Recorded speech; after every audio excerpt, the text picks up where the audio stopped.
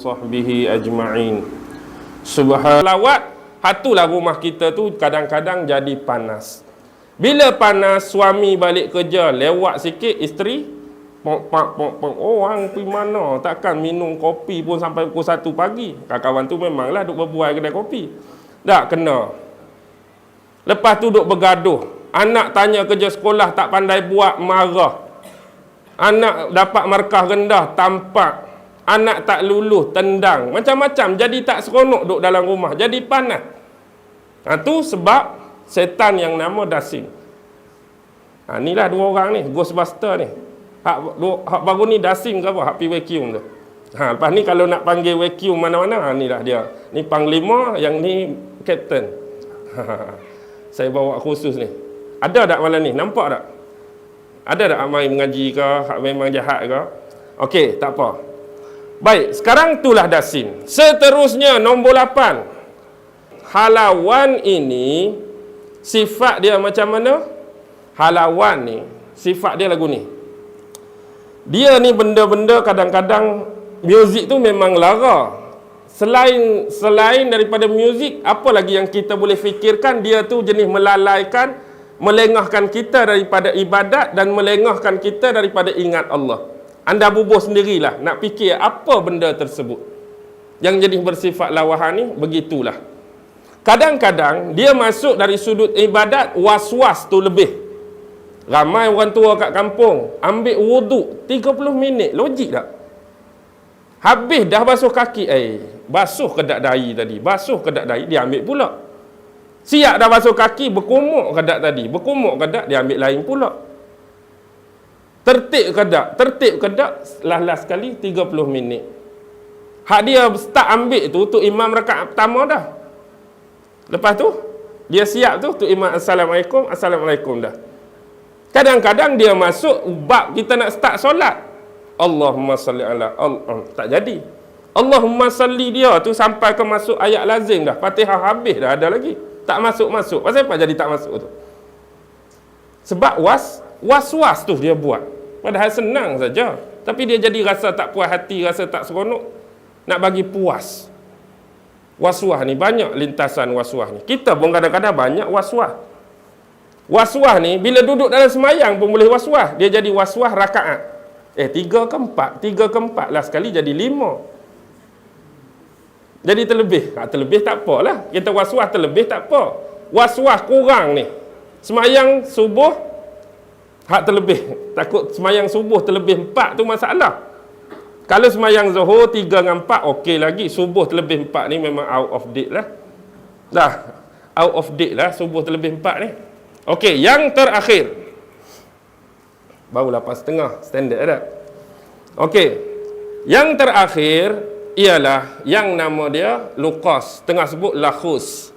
Dia ni tak ada dengan kita. Dia ini hanya menjadi teman rapat dan kawan karib kepada spesies orang-orang yang bersifat majusi.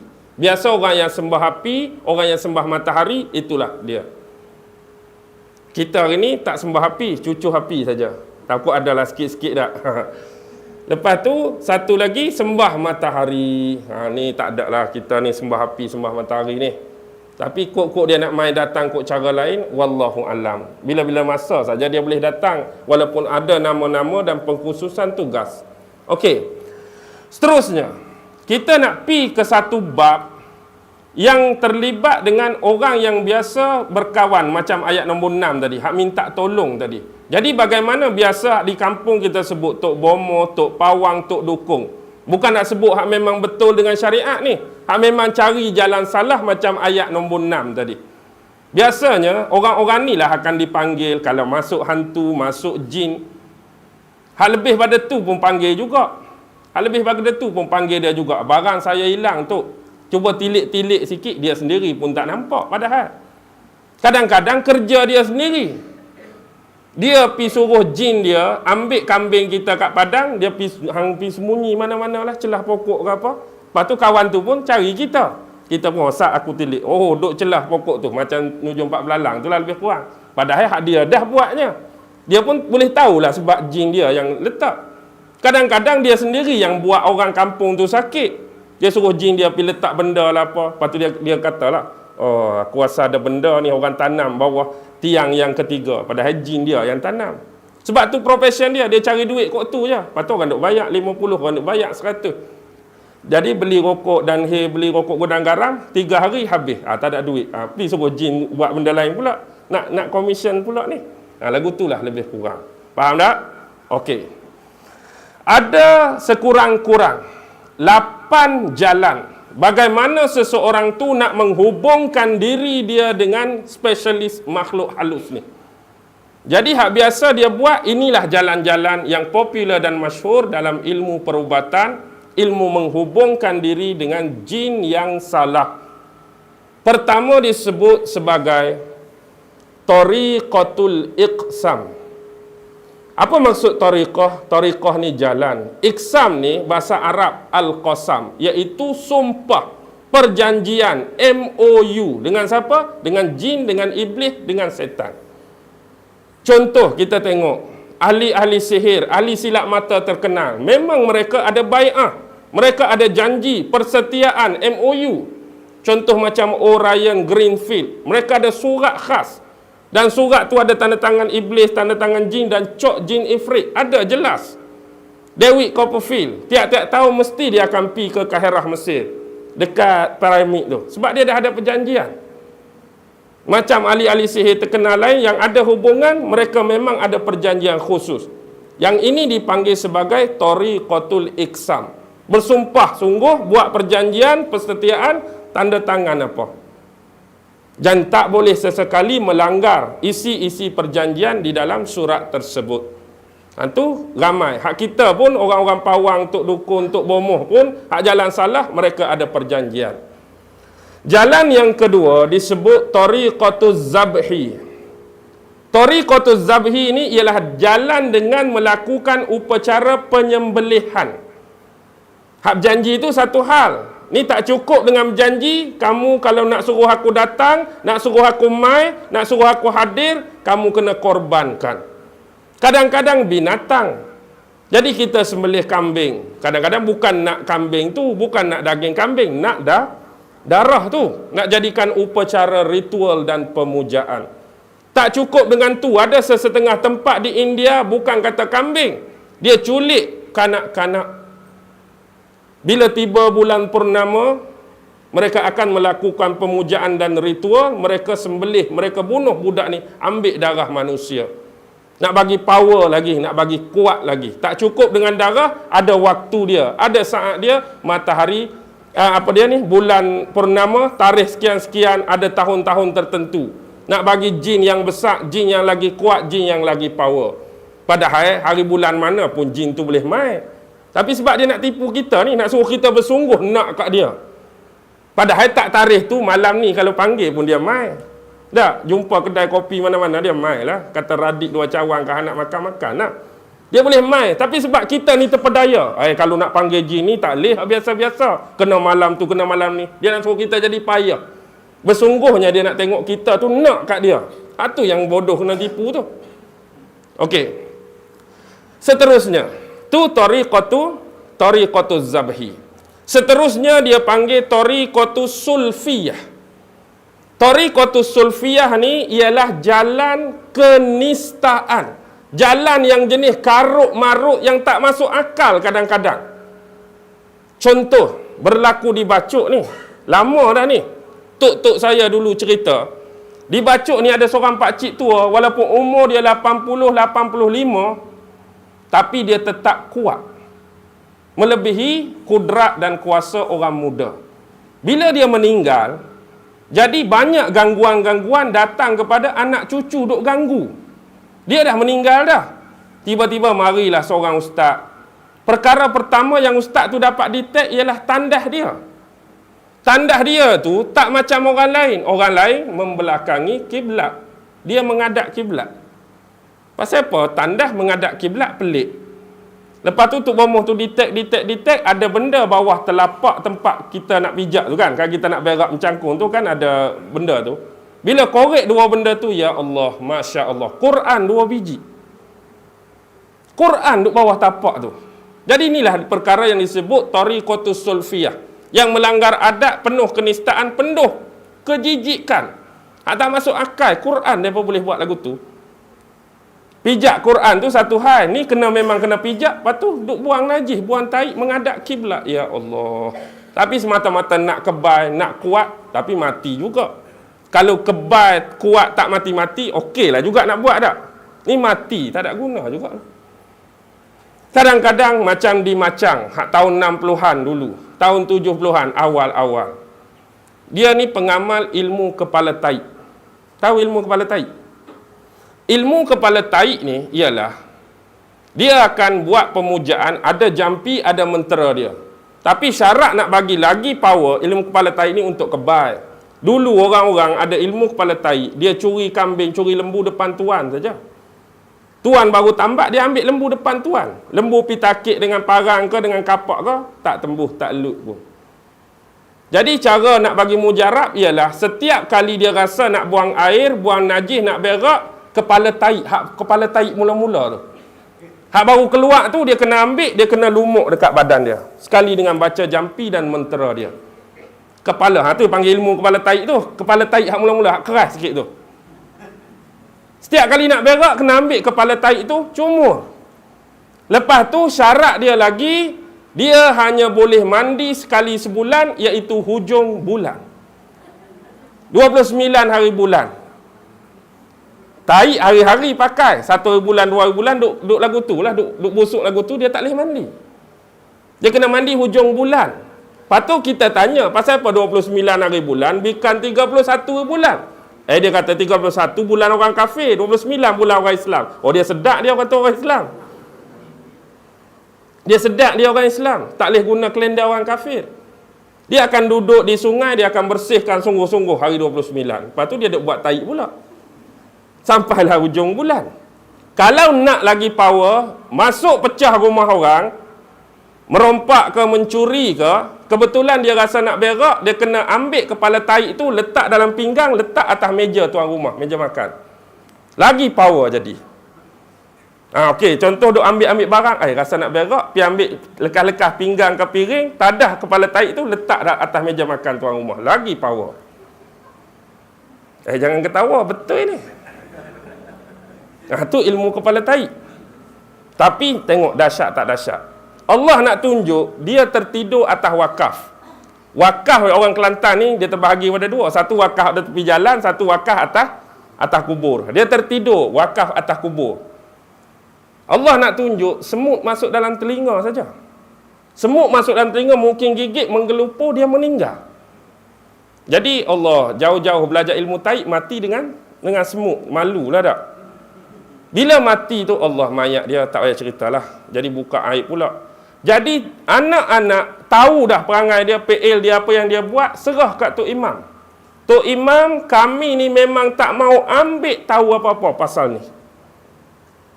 Kami memang tak mau ambil tahu pasal bapak kami, Tok Imam uruslah dengan orang kampung. Kami memang tak mau tahulah pasal dia. Anak semua nak marah dah. Jadi nak jadi cerita, macam mana? Bila Tok Imam mandikan, bila Tok Imam bungkus mayat, bila Tok Imam semayang, seorang pun tak mau gali kubur dia. Last kali apa jadi? Sewa kereta kes. Tahu kereta kes hak kuning tu? Gali lubang kubur dengan kereta kes, angkat mayat pun dengan kes, letak mayat dalam liang pun dengan kes, cuma ada orang tolong perbetul kedudukan mayat, kambuh pun dengan kes tolong rata. Tengok. Sampai tahap tu Allah hina dia. Akibat bersahabat dan bersekongkol dengan jin dan setan. Jangan sekali-kali. Masa hebat-hebatlah orang tetap takluk, orang tetap kebal. Tapi bila mati, nanti Allah tunjuk. Seksa dunia, seksa dalam kubur dia, tak tahulah. Wallahu alam. Moga-moga Allah ampuni dia. Kita sebagai saudara se-Islam. Baik. Sekarang, tariqah yang keempat. Ini disebut tariqah an-najasah. Tariqah an-najasah. Najasah tu an-najis dah. Najis lah najasah. Tapi bukan bentuk tadi. Tariqah an-najasah ni ialah mereka ni ambil unsur-unsur benda-benda yang macam taik. Tak kira lah taik manusia ke, taik haiwan ke, Mereka guna tahi tu sebagai dakwat, mereka colek kat tangan, mereka buat apa? Mereka tulis ayat Quran dengan tahi. Ni tariqah najasah ni, tariqah najis. Mereka tulis ayat-ayat tertentu yang mereka rasakan ayat Quran ni ada hikmah, ada kebal ke, ada boleh tu, boleh ni, tapi tulis tu Allah dengan tahi. Tulis dengan tahi, faham sendirilah. Jadi dia dapatlah, Allah pun bagi istidraj untuk dia. Hak dia nak tu dapat, Allah balakan dia pula. Masa dia mati, Allah balakan dalam kubur. Jadi Allah sempitkan dia pula di mahsyar besok. Janganlah. Tu tariqah an-najasah, guna tahi untuk tulis ayat-ayat Allah. Yang kelima dia panggil tariqah apa? Tariqah tangkis. Tariqah tangkis ni bukan main badminton dengan bulu tangkis, tak. Tariqah tangkis ni ialah tariqah dia buat terbalik. Yang ni tulis ayat Quran elok dengan pen ke dengan pensel, tapi dia tulis kod terbalik. Dia tulis kod sonsang. Jadi orang qul huwallahu ahad, dia jadi qul huwallahu tu belakang sekali pula. Dan dia pun baca ikut lagu tu lah. Last sekali qul huwallahu ahad, Allahus samad, lam yalid walam yulad walam yakul lahu kufuwan ahad. Dia pergi baca walam yakul lahu kufuwan ahad, lam yalid walam yulad, Allahus samad, qul huwallahu ahad. Ada seorang ni, saya dapat berita ni daripada orang yang siqah, orang yang percaya tu imam satu kampung. Dia ni nak beramal, dia tu bukan nak buat ke orang, satu saja, baca kod terbalik 1000 kali boleh jadi kaya. Boleh jadi kaya cepat. Adalah kekayaan tu datang dalam pelbagai bentuk. Jadi dia duk amal lah kod terbalik 1000 kali, last kali apa jadi? Last kali kaya sungguh dia. Kaya sungguh, pakai spender saja, duk erektin kod tepi jalan. Dia jadi ni.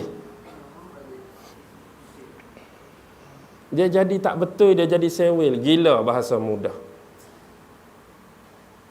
Hak betul, dia jadi betul. Baca terbalik, Allah bagi terbalik juga otak dia. Jangan. Jangan nak memandai-mandai. Okey, tu yang kelima. Yang keenam, dia panggil apa? Tariqah tanjim. Tariqah tanjim ni, kita tu kena sembah berupa roh-roh jin, roh-roh syaitan, dia nak masuk dalam benda hak dia suruh sembah tu. Macam kes-kes macam berhala-berhala zaman Nabi Muhammad itulah.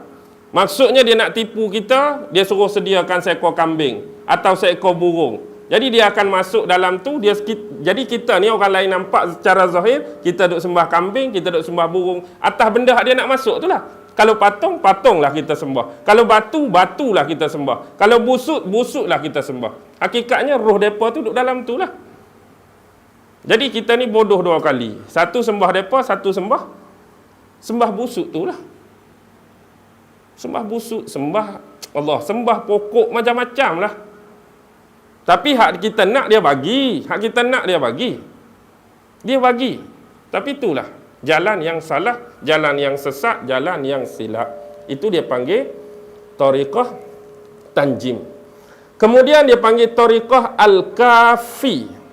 Tariqah al-kafi ni, jalan dia melalui tapak tangan. Pengamal dia hanya perlu tengok tapak tangan. Dan tumpuan perlu bagi kepada jari. Tengok, jari ada 5. Dalam istilah ilmu pentagram dia panggil. Ilmu kesyaitanan ni, jari tengah ni dia panggil istilah Arab jaziratus syaitan, wilayah setan. Sebab tu kita hari ni pun panggil jari hantu. Dia akan tengok tapak tangan dan dia akan tiun. Daripada tapak tangan tu kita baca-baca ayat, dia akan keluar cahaya. Oh, kita nampak hebatlah keluar dah cahaya, padahal dia lah tu. Dia lah tu. Sebenarnya kita nampak keluar, sebenarnya dia sedang masuk. Dia sedang masuk, kita akan nampak macam-macam lah kat tapak tangan ni. Kita akan nampak macam-macam. Lepas tu dia buatlah sungguh-sungguh hak mula-mula tu. Dia buat sungguh mula-mula nak tipu tu. Dia kata, kita pun tanya, apa yang bini aku tengah buat dekat rumah sekarang? Dia pun tunjuk bini kita tengah basuh baju. Betul lah dia buat mula-mula tu, nak suruh kita yakin. Kita balik, basuh baju sungguh. Jadi ni. Lepas tu, orang marilah dah. Aku ni hebat dalam bab tilik menilik. Siapa nak suruh tilik barang hilang ke apa ke? 1, 2, 3 kali tu dia buat betul dululah. Lepas tu yang ketiga, yang keempat dia buat tak betul. Bila dia buat tak betul, kita pun mula nak marah. Pasal apa hang tunjuk tempat tak betul? Oh, kalau hang nak tambah lagi power jadi betul balik, hatulah dia suruh kita buat macam-macam tu.